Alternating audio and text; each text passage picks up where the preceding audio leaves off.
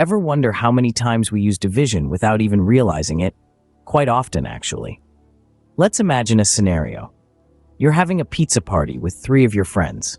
You've got one pizza, and everyone's stomach is growling. How do you ensure everyone gets an equal share? Simple. You divide the pizza into 4 equal parts. That's division in action. Or picture this. You and your siblings are tasked with house chores. There are 4 chores and 4 of you. To make it fair, each person gets 1 chore. Again, that's division, making sure everything is equally distributed. And remember the last time you had a bag of candies and wanted to share them with your friends?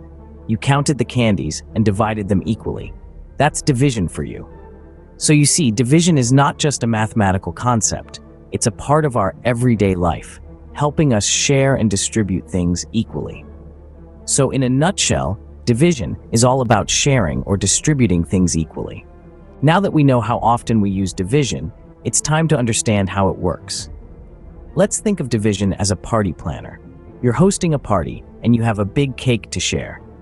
Division is the method you use to make sure everyone gets an equal slice of the cake. It breaks down a larger group, the cake, into smaller equal parts, the slices. Now let's introduce some friends to our party: dividend, divisor, and quotient.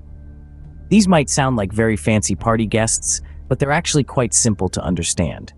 The dividend is the total amount we have. It's the whole cake. It's the total number of apples we have, or the total number of anything that we want to divide. Our divisor is the number of groups we want to divide our dividend into. In the cake scenario, the divisor is the number of party guests. If we're dividing apples, the divisor is the number of friends we want to share the apples with. Lastly, the quotient is the result of the division. It's the number of pieces of cake each guest gets, or the number of apples each friend receives. Let's put these terms into action with a simple example. Imagine we have 10 apples, and we want to share them equally among 5 friends. Here, the 10 apples are our dividend. The 5 friends are our divisor. When we divide our 10 apples by our 5 friends, we get a quotient of 2. This means each friend gets 2 apples. So, when we say 10 divided by 5, we're simply finding out how many apples each friend will get, which is 2 in this case. And just like that, every friend gets an equal share, and everyone leaves the party happy. That's the beauty of division. It ensures fairness and equality, whether we're sharing apples, slices of cake, or anything else in our day-to-day lives. We've talked about what division is. Now let's see it in action. Picture this. You have a bag of 30 candies and you want to share it with 2 of your best friends. How many candies does each person get? That's right, you divide 30 by 3. Each person will get 10 candies. Now let's take money as another example. Suppose you have $20 and you want to split it equally between yourself and 4 friends. How much does each person get? Yes, you got it. You divide 20 by 5, so each person gets $4. See, division isn't just about numbers on a page. It's a tool we use to split things equally in our everyday lives. From sharing candies to splitting money, division is all about making sure everyone gets their fair share. Remember, division helps us make sure everyone gets their fair share.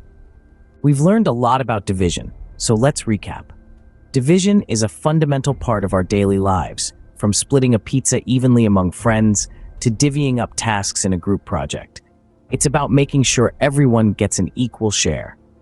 We broke down the basics of division, introducing essential terms like dividend, divisor, and quotient. Remember, the dividend is the total amount you start with. The divisor is the number of equal parts you want to divide it into, and the quotient is what each part ends up being. We then put division into action, demonstrating how it helps us solve real-life problems.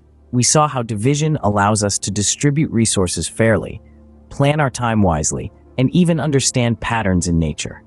Next time you share something, remember you're using division.